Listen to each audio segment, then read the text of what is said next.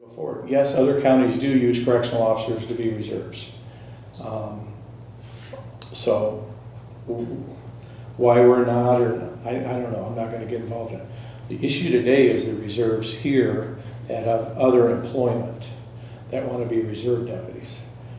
And all I'm asking is for that number to grow so that what we could have is a manageable number of reserves to serve the county. 30 plus years we've had them. Nothing's changed.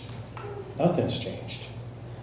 I would point out that the county has hired part-time employees for the auditor's office, secondary roads, emergency services, and conservation. And I'm just offering this. Ours is free.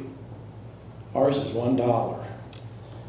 And they are giving of their time to help provide public safety in traffic control and in summer festivals such as Saturday in the Park, Anthon Celebration, Bronson Celebration. We had a celebration in Pearson.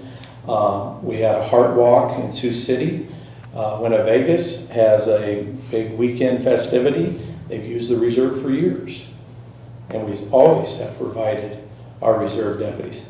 They also help out with Goodwill on their shoe drive and their mitten drive. These take away from our personnel being out there. Instead, we're using the reserves to help offset costs.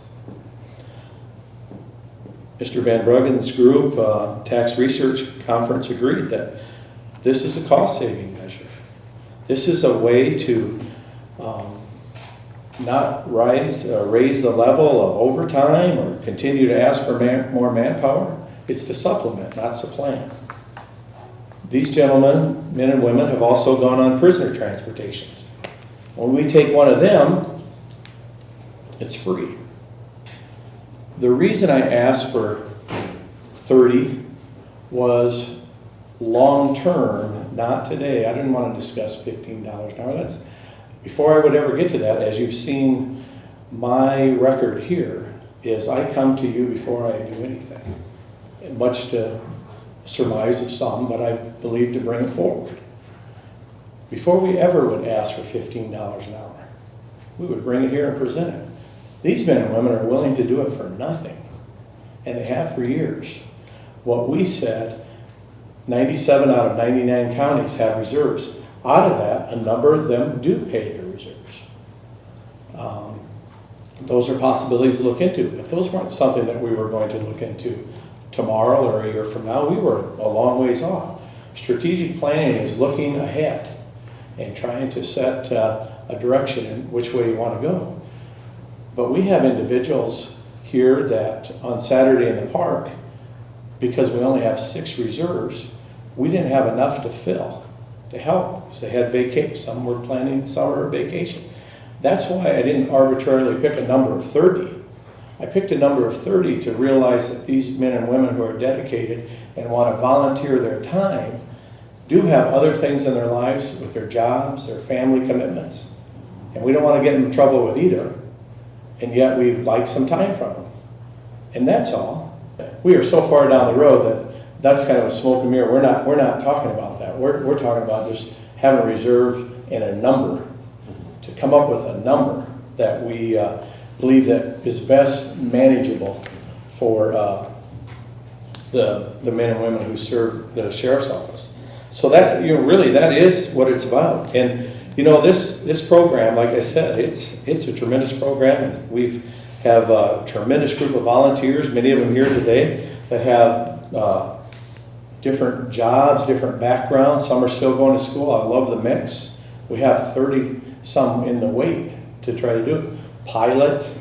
We have all kinds of different people that are very interested in doing this. But all I'm after is the men and women here to continue to do what we've done for all the years. None of them have ever been paid. And none of them that I've talked to expect to be paid. No, I didn't think so. No. But when you brought up the fact that with the statement that there is a potential of paying volunteers, that's what really bothered me. Yeah, I don't understand that. I don't know how you can do both at the same time. The good news is the reserves haven't cost us anything. No, they haven't. They have not. And cross my fingers and knock on wood, they Yeah. never will. Because they're always supervised by a deputy. They're always with us. And that's Sheriff. really the I'm best. glad you brought that up, because really mine was more the day-to-day, Right. maybe going forward.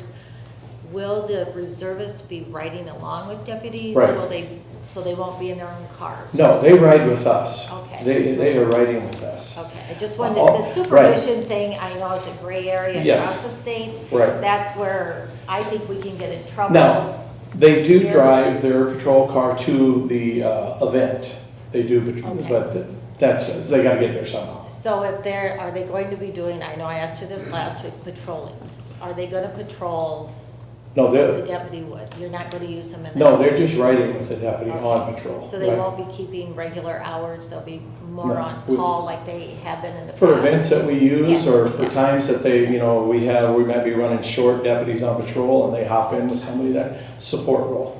I'd want to make sure that they had all the adequate training that they had before they ever got to that point. Because I, like you, don't want to get sued. What is your maximum number is 30, what's your minimum? Oh, I don't want to give you such a bad, I would say that, I'd hate to go less than 25. I really would. And I know that's really close, but I would hate to go less than that. I think Johnson County has a 25. Pot County has 55. You can see that they use them. And the reason they do is they're not burning them out. Yeah. Before they ever get on, maybe be on their own per se, but still supervised, they would ride along like a deputy, field training deputy. So they go through the same process. And lastly, a number of reserves have become correctional officers and then become deputies. So it's a tremendous I'm sure program. it's a stepping stone, Right. you know. Because you think about it, if Some of the guys. application of Joe Smith that I don't know, Yep. and it's John here that I've had the privilege of working with. Well, Ty goes the runner, I've seen this guy That's why here. my kids took internships. Yeah, to yeah, get jobs. exactly. I mean, to me, it's kind of the same. But you're the ultimate authority on the number of people that is allowed to reserve. My request is a minimum 25 and a maximum 30. And I think we're all in agreement. It's a great program and we just need to proceed. Okay, Thanks. thank you. Some of us want to speak. I think there's a misconception everybody keeps throwing around. They're worried about us. Just so you know, before we can do anything, we have 6 months of classes, a minimum. Yes, sir. Jeremy Muller, sorry. We have to ride along 150 hours. I mean, it's taken more time to get my certification from the Iowa Law Enforcement Academy than it did to get my instrument rating as a pilot. So I think that maybe is a misunderstanding. You think it's just we're gonna go out there. No, it was a long time coming before I got to even see the inside of a patrol car. So we work long hours, study, take tests, and we're certified through the Iowa Law Enforcement Academy. So Well, thank you for Yeah. wanting to do it. thank you.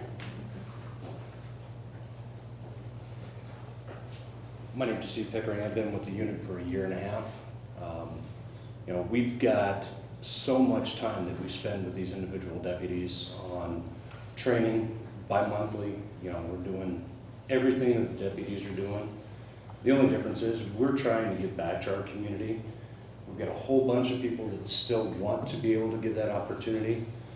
And it seems like you guys are just constantly, every week, wait. Some of us have been waiting a year and a half. We need an answer so we can continue to provide these services to our community. You're worried about pay. I worked Saturday in the park.